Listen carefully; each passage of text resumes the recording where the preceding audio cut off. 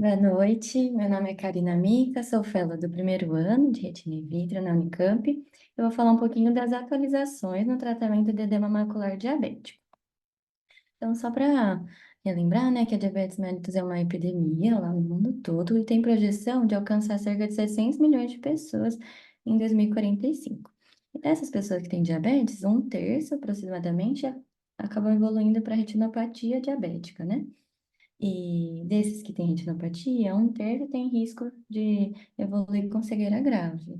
Dos diabéticos tipo 1, a maioria, quase 99%, acabam evoluindo com retinopatia diabética, e dos diabéticos tipo 2, são cerca de 60%.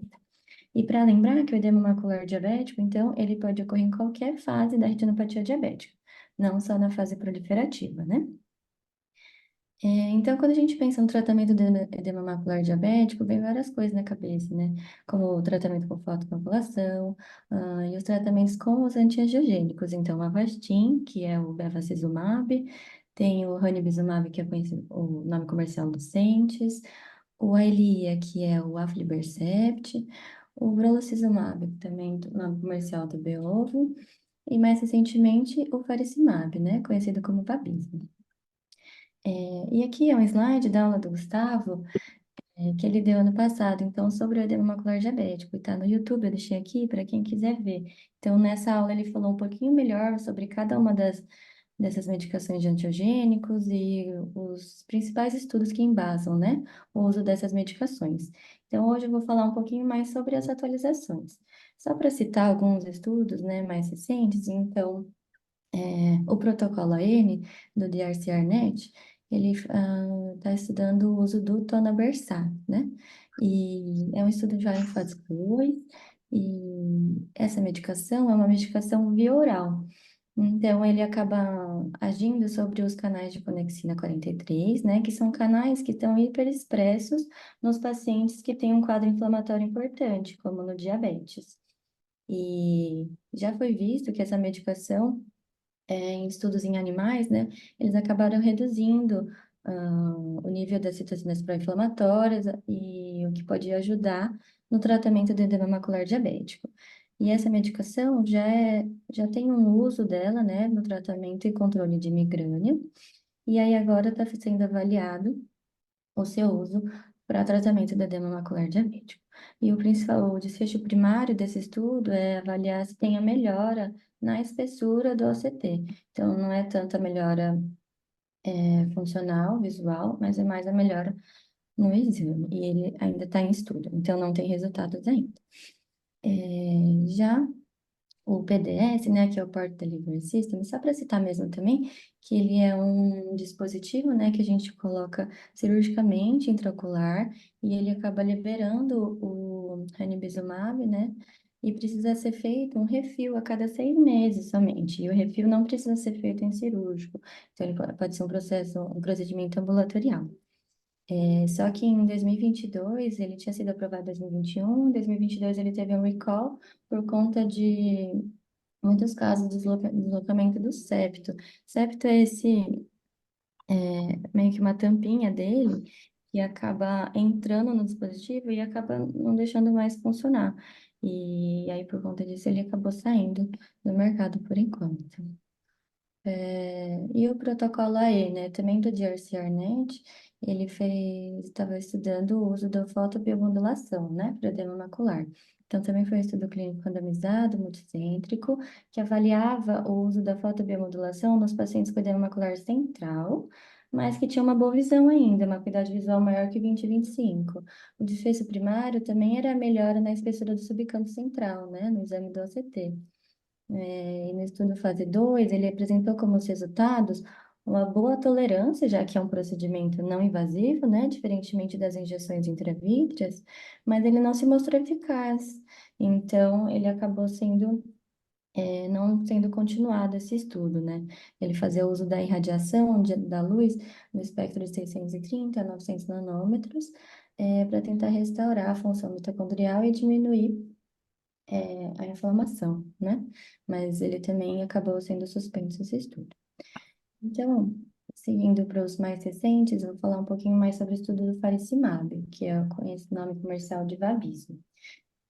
Esse é um antiangiogênico que ele atua tanto contra o VEGF-A, né?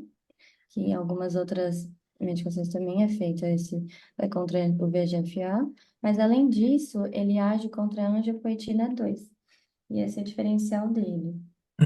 E aí, algum, é, ele está sendo estudado tanto para o tratamento do DMRI neovascular, né, que é o estudo TENAYA e o Lucerne, e como para edema macular diabético, que é o Yosemite e o Rhine. Esses dois estudos são os que eu vou comentar mais agora, e o RONE-X, que é o estudo que já está completando o mais, seguindo, né, o acompanhamento desses pacientes do Yosemite e do Rhine. Então, aqui, como que foi desenhado esse estudo, né? Foram divididos em três braços os pacientes. O primeiro braço era do faricimab, de 6 miligramas, no intervalo fixo de 8 semanas. O segundo braço era do faricimab de 6 miligramas, mas no protocolo de Treat and Extend. E o terceiro braço é comparando com o uso do aflibercept, né, de 2 miligramas, no intervalo fixo de 8 semanas. E aí já tinha sido publicado o resultado desses pacientes que foram avaliados depois de um ano, né? Que era o desfecho aqui de 48, 52 até 56 semanas. E aí, mais recentemente, no final do ano passado, foi publicado os resultados de avaliação desses pacientes depois de 2 anos, então de 100 semanas de avaliação e acompanhamento. Aqui, só para mostrar, no esquema A é o Yosemite e no esquema B é o Rhine. Esses dois estudos são estudos idênticos, né? Que então avaliaram esses três braços, um total de 940 pacientes no Yosemite, dividido no faricimab, então, de 6 miligramas em intervalo fixo de 8. O segundo braço, faricimab de 6, intervalo de treat and extend. E o terceiro é a aflibercept, intervalo de 8 semanas fixas. E aí, então, os resultados, né? O primeiro gráfico mostra o resultado em relação ao ganho visual, que era o desfecho primário desse estudo, né? Então, nesse gráfico a gente consegue ver que tanto no A, que é o Yosemite, quanto no B, que é o Rhine, teve um resultado no primeiro ano de um bom ganho visual. E esse ganho visual ele foi sustentado até o segundo ano. Então, no final do gráfico aqui, que não são nas 100 semanas, é, os três braços apresentaram um ganho de pelo menos 10 letras nos dois estudos. E isso mostrou que o resultado foi sustentado desde o primeiro até 2 anos de acompanhamento. Em relação ao intervalo, né, das injeções. Então, aqui, no intervalo que podia variar, que é o Treat and Extend do faricimab de 6 miligramas, a gente consegue ver nesse primeiro gráfico de pizza aqui, que 78% no Yosemite, nos dois, na verdade, no Yosemite e no Rhine, 78% dos pacientes que faziam uso do faricimab conseguiram estender o intervalo de pelo menos 12 semanas. E 78%. Então, era uma boa porcentagem, conseguiu manter um intervalo grande de 12 semanas. E 60% dos pacientes conseguiram estender para até 16 semanas. E aqui no gráfico de baixo, a gente consegue ver que ai, não sei se dá para ver meu mouse. No gráfico, nas duas quadrados de baixo, né?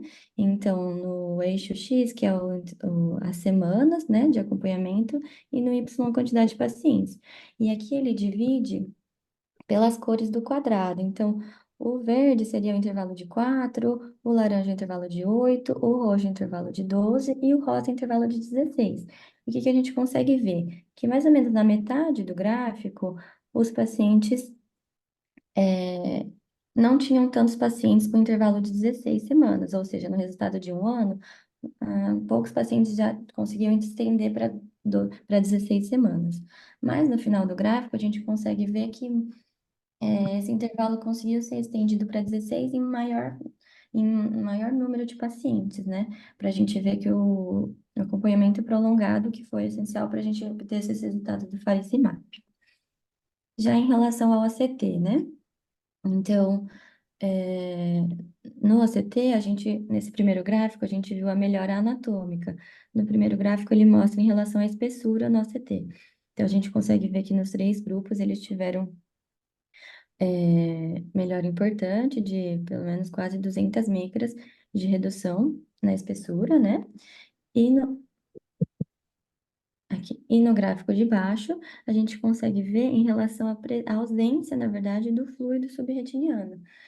E aí, no, no resultado de um ano, que é mais ou menos no meio, né, desse gráfico, houve uma grande parcela dos pacientes que tiveram essa melhora do fluido, mas no final desses 2 anos de estudo aumentou ainda mais.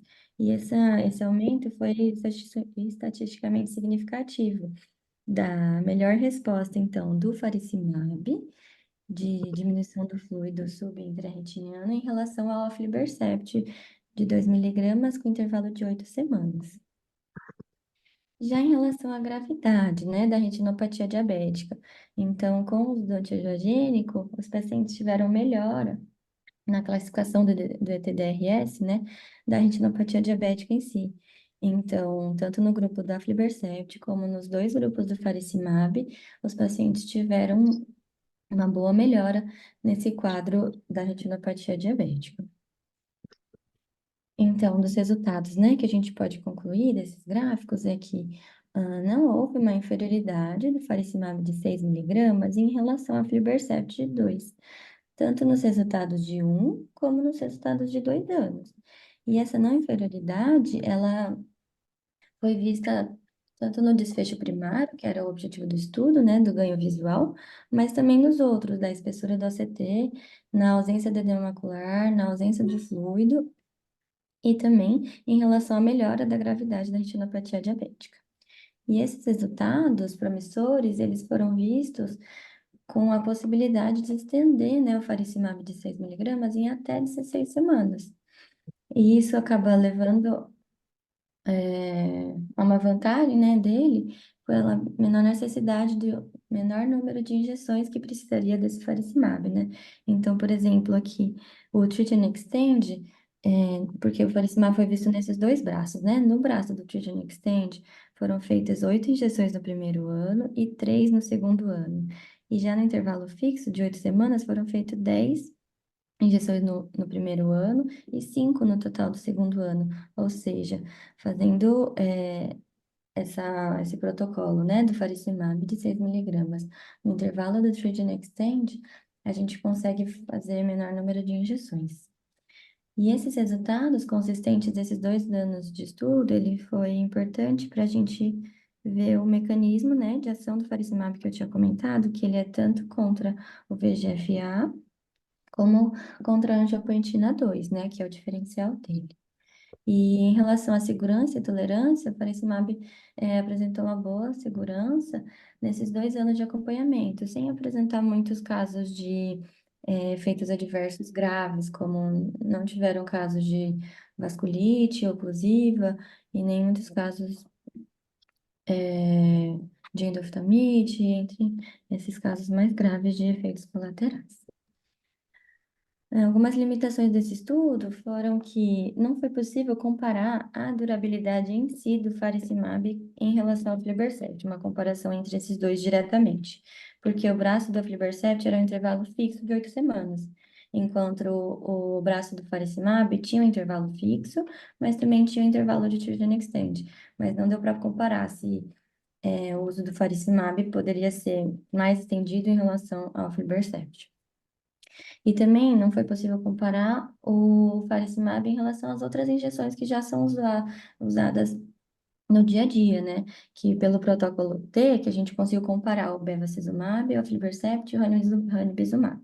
Então, agora ele fala, até comenta que precisaria desse estudo para a gente comparar o faricimab em relação a essas outras drogas. E, por último, o número de injeções também ele citou que não foi comparável estatisticamente, porque como eu já tinha falado, o aflibercept era um braço que era de intervalo fixo, enquanto o do faricimab ele podia variar. Então, assim, ele não foi, não deu para ter um resultado consistentemente para a gente falar que o faricimab em relação ao aflibercept ele teria essa extensão maior ou não.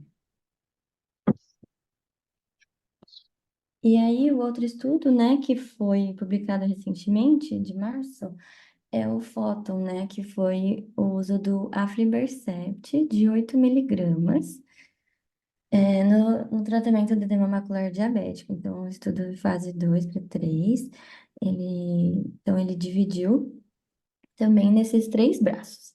Então, um foi o braço do aflibercept de 2 miligramas, que é a dose usual, fazendo as 5 injeções mensais primeiras e depois o intervalo de 8 semanas. E os outros dois braços era do aflibercept de 8 miligramas, e aí separado um braço de 12 semanas de intervalo e o outro braço de 16 semanas fixas de intervalo.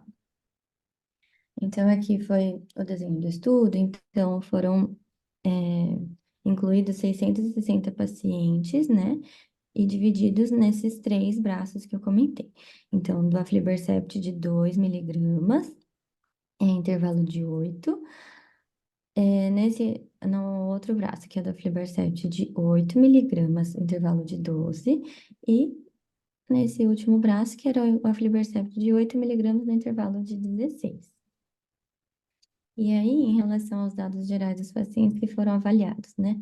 A maioria tinha do total, 60 mais ou menos, opa, 60 anos de idade. O sexo que prevaleceu foi o sexo masculino, né, de 60%. A maioria era da raça branca. E em relação aqui, que é importante, em relação à gravidade da retinopatia diabética. Então, a maioria dos pacientes, 60%, eram pacientes que tinham uma retinopatia classificada como leve a moderada. Poucos pacientes tinham retinopatia mais grave ou muito grave. Isso vai influenciar nos resultados finais que eu vou mostrar. Então, em relação ao ganho visual, né? Nessa avaliação de um segmento de 48 semanas desses pacientes, a gente consegue ver nesses dois gráficos. é, então, o losango azul, né? É o gráfico dos pacientes que usaram a aflibercept de 2. O quadrado verde era dos pacientes que usavam a aflibercept de 8, intervalo de 12, e o triângulo 8, intervalo de 16. Em relação à acuidade visual, os três braços tiveram um ganho de acuidade visual nesse final de 48 semanas, com significância estatística. Aqui é um gráfico em relação. Será que mudou o slide? Deixa eu ver aqui. Acho que travou.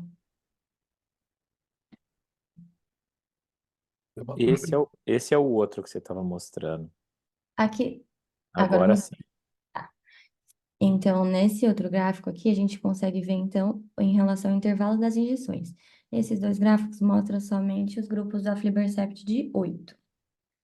E aí, o que que a gente consegue ver? Que durante as semanas de segmento, a maioria conseguiu manter esse intervalo. Então, fixo no primeiro gráfico de 12 e fixo no segundo gráfico de 16.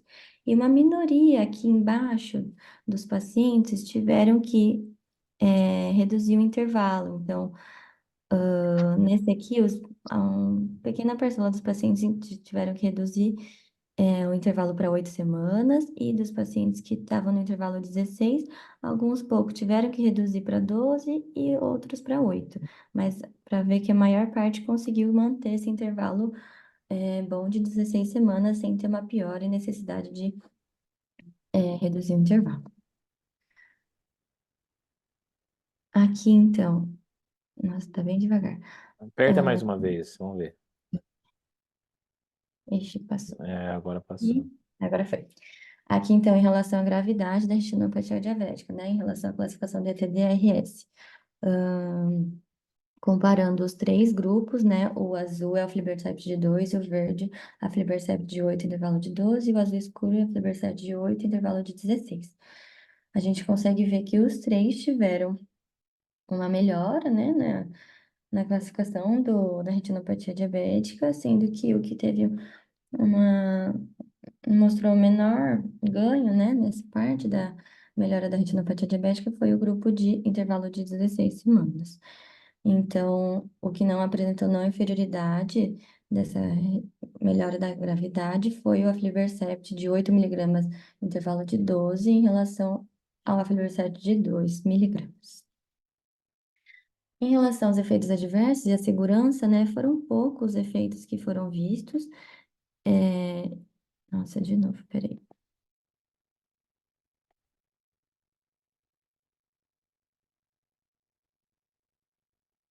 Aí. Então, aqui foram poucos pacientes que tiveram efeitos adversos. Os principais oculares foram a hemorragia subconjuntival, floaters e DVP. Não teve nenhum caso de endoftalmite ou vasculite oclusiva importante. E alguns casos, poucos que tiveram de efeitos adversos mais graves, esse aqui de 16 a 13%, foram os pacientes que apresentaram uma catarata, um descolamento de retina ou hemorragia vítrea. Então, o que a gente pode concluir, né, é que não houve inferioridade do aflibercept de 8 miligramas em relação ao aflibercept de 2 na parte de acuidade visual final, né? Então, no ganho de visão, o aflibercept de 8 não foi inferior ao de 2. Já em relação à melhora na retinopatia diabética, eu tinha comentado que só o grupo do aflibercept de 8 intervalo de 12 que teve uma relação de não inferioridade. Já o de estendendo para 16, ele não teve esse resultado. E a eficácia a longo prazo do aflibercept de 8 miligramas em pacientes que já começam com esses intervalos maiores, né, de 12 ou 16, eles têm que ser avaliados a longo prazo, assim, né, porque esses resultados foram demonstrados num acompanhamento de 48 semanas. Então, ele fala que precisaria aguardar os resultados desses de 96 semanas para a gente ver se ainda mantém esse ganho, né, do aflibercept de 8 em relação ao aflibercept de 2 intervalos menores. Então, aqui tirei uma parte que o aflibercept de 8 miligramas, então, ele apresentou um benefício terapêutico, né, com intervalos maiores de injeção, de 12 a 16, e com uma boa tolerância e segurança, mas que ainda não se sabe em quais pacientes exatamente fazer o uso dessa medicação, né? Por exemplo, pacientes que já acompanham e já estão estendendo o intervalo com a aflibercept de 2, você mudaria para esse aflibercept de 8, já estendendo nesses intervalos maiores? Ou será que a aflibercept de 8 seria indicação em pacientes que ainda não começaram, né, o tratamento com as injeções e aí já começar com esses intervalos maiores. Então, ainda não tem esse resultado e como fazer uso e em quais pacientes fazer uso desse aflibercept de 8, apesar dele ter demonstrado que tem benefício terapêutico. E aí, por fim, eu queria falar só do que tem alguns estudos, né, em andamento, mas que não tem nenhuma comprovação. Então, esse tarcocimab, que é um anti-VEGF e anti-IL-6, mas que não comprovou não inferioridade em relação ao aflibercept.